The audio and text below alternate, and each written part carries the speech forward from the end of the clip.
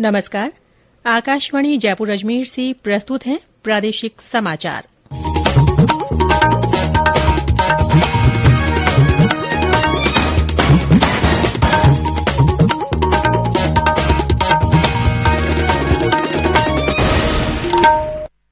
मुख्य समाचार।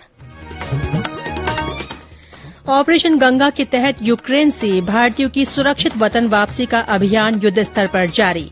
प्रधानमंत्री नरेंद्र मोदी ने कहा, बजट में आत्मनिर्भर भारत और मेक इन इंडिया के लिए किए गए फैसले उद्योग जगत के लिए महत्वपूर्ण। मुख्यमंत्री अशोक गहलोत ने विधानसभा में बजट पर चर्चा के दौरान कहा, बजट की देश भर में चर्चा। प्रतिपक्ष के नेता गुलाब चंद कटारिया ने सरकार पर जनता को गुमराह करने का आरोप लगाया। और जैसलमेर के पोखरण में वायु शक्ति युद्धाभ्यास 7 मार्च को वायुसेना के विमान अपनी मारक क्षमता का प्रदर्शन करेंगे। समाचारों के साथ मैं रितिका गुप्ता। और अब समाचार विस्तार से। ऑपरेशन गंगा के तहत यूक्रेन से भारतीयों की सुरक्षित वतन वापसी का अभियान युद्ध स्तर पर जारी है। यूक्रेन में फंसे भारतीयों को स्वदेश लाने के लिए आज 19 विमान यूक्रेन के पड़ोसी देशों से उड़ान भरेंगे। इनमें 3,726 भारतीयों को वापस लाया जाएगा। नागर विमानन मंत्री ज्योतिरादित्य सिंधिया ने एक ट्वीट में बताया कि गंगा अभियान के अंतर्गत भारतीय वायुसेना, एयर इंडिया और इंडिगो के 8 विमान बुखारेस्ट से और 5 बुडापेस्ट से भारतीयों को लेकर आएंगे। इससे पहले वायुसेना के 4 C-17 विमान करीब 800 भारतीय नागरिकों को लेकर आज सवेरे हिंडन एयरबेस पहुंचे। इनके जरिए 9.7 टन राहत सामग्री भी भेजी गई थी।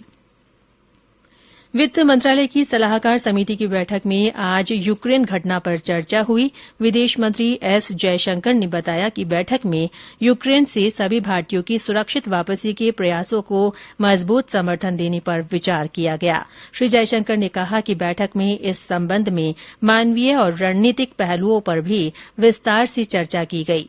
बाद में कांग्रेस सांसद शशि थरूर ने कहा कि सौहार्दपूर्ण माहौल में हुई बैठक में सार्थक चर्चा हुई। उन्होंने कहा कि सभी राजनीतिक दल यूक्रेन से भारतीय नागरिकों की सुरक्षित वापसी चाहते हैं। इस समिति में विभिन्न राजनीतिक दलों के सदस्य शामिल हैं। प्रधानमंत्री नरेंद्र मोदी ने कहा है कि दुनिया भारत को विनिर्माण के मुख्य केंद्र के रूप में देख रही है और मेक इन इंडिया में अपार संभावनाएं हैं। विश्व के संदर्भ में मेक इन इंडिया विषय पर आयोजित एक वेबिनार को संबोधित करते हुए श्री मोदी ने सभी हितधारकों के साथ देश में विनिर्माण को मजबूत आधार बनाने के लिए मिलकर काम करने पर जोर दिया है। श्री मोदी ने कहा कि इस वर्ष के बजट में आत्मनिर्भर भारत और मेक इन इंडिया के लिए किए गए फैसले उद्योग जगत के लिए बहुत महत्वपूर्ण है। इस बजट में आत्मनिर्भर भारत और मेक इन इंडिया को लेकर जो निर्णय लिए गए हैं वो हमारी इंडस्ट्री और इकोनॉमी दोनों के लिए काफी महत्वपूर्ण है। अगर किसी देश से रॉ मटेरियल बाहर जाए और वो उसी से बने मैन्युफैक्चर गुड को इंपोर्ट करे, ये स्थिति किसी भी देश के लिए घाटे का सौदा होगा।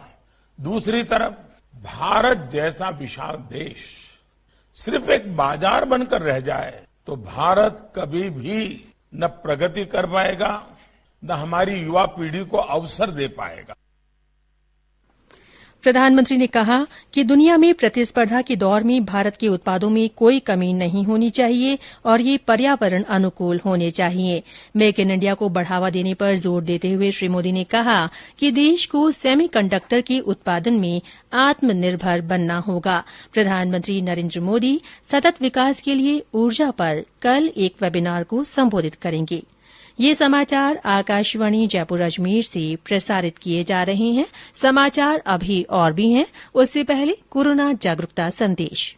चलो मिलकर एक शुरुआत करें, चलो एक फैसला आज करें, मास्क नहीं तो टोकेंगे, कोरोना को रोकेंगे, चलो एक इरादा करते हैं, चलो कुछ वादा करते हैं, मास्क नहीं तो टोकेंगे, कोरोना को रोकेंगे।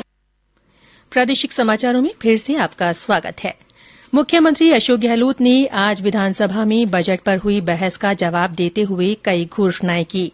उन्होंने उप स्वास्थ्य केन्द्रों को प्राथमिक स्वास्थ्य केन्द्रों में क्रमोन्नत करने और कई नए पीएचसी और सीएचसी खोलने की घोषणा की। उन्होंने कुछ स्थानों पर सरकारी महाविद्यालय खोलने का ऐलान और 1000 विद्यालयों में प्री बाल वाटिकाएं शुरू करने की घोषणा की। उन्होंने नए कार्यालय खोलने और करों में कई तरह की छूट देने की भी घोषणा की। मुख्यमंत्री ने कहा कि दुनिया के कई देशों में राजस्थान फाउंडेशन के चैप्टर खोले जाएंगे। इससे पहले श्री गहलोत ने कहा कि बजट की देशभर में चर्चा हो रही है। उन्होंने विश्वास दिलाया कि बजट पूरी तरह लागू होगा। मुख्यमंत्री ने कहा कि राज्य में 1 लाख भर्तियां हो चुकी हैं और 1 लाख भर्तियों की प्रक्रिया चल रही है। बजट में 1 लाख और भर्तियों की घोषणा की गई है। इस तरह कुल 3 लाख भर्तियां होंगी। आने वाले समय में राज्य की अर्थव्यवस्था को 15 लाख करोड़ रुपए तक लेकर जाएंगे। ये पहली बार होगा राजस्थान के अंदर 3 लाख भर्ती होगी। 3 लाख भर्ती होगी। 1 लाख हो चुकी है, 1 लाख प्रोसेस के अंदर है, 1 लाख मैंने अनाउंसमेंट किया है, बजट के अंदर किया है। वो सब होके रहेगी और हम 15 लाख करोड़ तक ले जाएंगे इकोनॉमी को, ये मैं आपको विश्वास दिलाता हूँ। विधानसभा में बजट पर चर्चा में भाग लेते हुए प्रतिपक्ष के नेता गुलाब चंद कटारिया ने राज्य सरकार पर जनता को गुमराह करने का आरोप लगाया। उन्होंने कहा कि सरकार ने कई घोषणाएं की हैं, लेकिन इन घोषणाओं के लिए बजट कहां से उपलब्ध होगा ये स्पष्ट नहीं किया है। श्री कटारिया ने कहा कि सरकार बार बार ये कहकर लोगों को गुमराह कर रही है कि केन्द्र से टैक्स का राज्य का अंश पूरा प्राप्त नहीं हो रहा है, जबकि सच्चाई ये है कि केन्द्र से मिलने वाले करों के हिस्से में बढ़ोतरी हुई है। श्री कटारिया ने कहा कि पुरानी पेंशन लागू करने की घोषणा करते समय सरकार को ये भी स्पष्ट करना चाहिए कि एनपीएस में कर्मचारियों का जो पैसा जमा हुआ है, सरकार उसका क्या करेगी। राज्य विधानसभा में 5 और 6 मार्च तथा 12 और 13 मार्च को सदन की बैठक नहीं होगी। 7 से 11 मार्च और 14 तथा 15 मार्च को अनुदान मांगों पर सदन में चर्चा होगी। 16 मार्च को अनुदान मांगों के प्रस्ताव सदन में पारित कराए जाएंगे। जैसलमेर के पोखरण में 7 मार्च को वायु शक्ति युद्धाभ्यास का आयोजन होगा। इसमें भारतीय वायुसेना के 140 से अधिक विमान अपनी मारक क्षमता का प्रदर्शन करेंगे। इस युद्धाभ्यास में राफेल, हल्के लड़ाकू विमान तेजस, मिग-29, सुखोई 30 और अन्य लड़ाकू विमान भाग लेंगे। अभ्यास में परिवहन विमान C-17 और C-130J हरक्यूलिस, चिनॉक MI-35 और अपाचे भी भाग लेंगे। आकाश और स्पाइडर मिसाइल प्रणाली की क्षमताओं का भी प्रदर्शन किया जाएगा। ये वायुसेना का अब तक का सबसे बड़ा युद्धाभ्यास होगा। इसका आयोजन हर 3 साल में किया जाता है, जिसमें वायुसेना अपने कौशल का प्रदर्शन करती है। वायुसेना ने एक वीडियो प्रोमो जारी कर अपने कौशल को प्रदर्शित करने के लिए युद्धाभ्यास के उद्देश्य को दर्शाया है। प्रदेश में पश्चिमी विक्षोभ के असर से पिछले 24 घंटों में कई जिलों में बारिश हुई। सर्वाधिक 8 मिलीमीटर बारिश चूरू जिले के सरदार शहर में दर्ज की गई। बीकानेर और चूरू जिलों में आंधी भी चली। श्रीगंगानगर के अनूपगढ़, घड़साना और रावला क्षेत्र में ओले गिरे। इससे किसानों की सरसों और अन्य फसलों को भी काफी नुकसान पहुंचा है।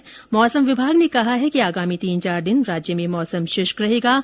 एक और नए पश्चिमी विक्षोभ का प्रभाव कुछ क्षेत्रों में 7 और 8 मार्च को बनने की संभावना है। और अंत में मुख्य समाचार एक बार फिर। ऑपरेशन गंगा के तहत यूक्रेन से भारतीयों की सुरक्षित वतन वापसी का अभियान युद्ध स्तर पर जारी है। प्रधानमंत्री नरेंद्र मोदी ने कहा कि बजट में आत्मनिर्भर भारत और मेक इन इंडिया के लिए किए गए फैसले उद्योग जगत के लिए महत्वपूर्ण है। मुख्यमंत्री अशोक गहलोत ने विधानसभा में बजट पर चर्चा के दौरान कहा कि बजट की देश भर में चर्चा हो रही है। प्रतिपक्ष के नेता गुलाब चंद कटारिया ने सरकार पर जनता को गुमराह करने का आरोप लगाया। और जैसलमेर के पोखरण में वायु शक्ति युद्धाभ्यास 7 मार्च को होगा। इसमें वायुसेना के विमान अपनी मारक क्षमता का प्रदर्शन करेंगे। इसी के साथ प्रादेशिक समाचार बुलेटिन समाप्त हुआ। नमस्कार।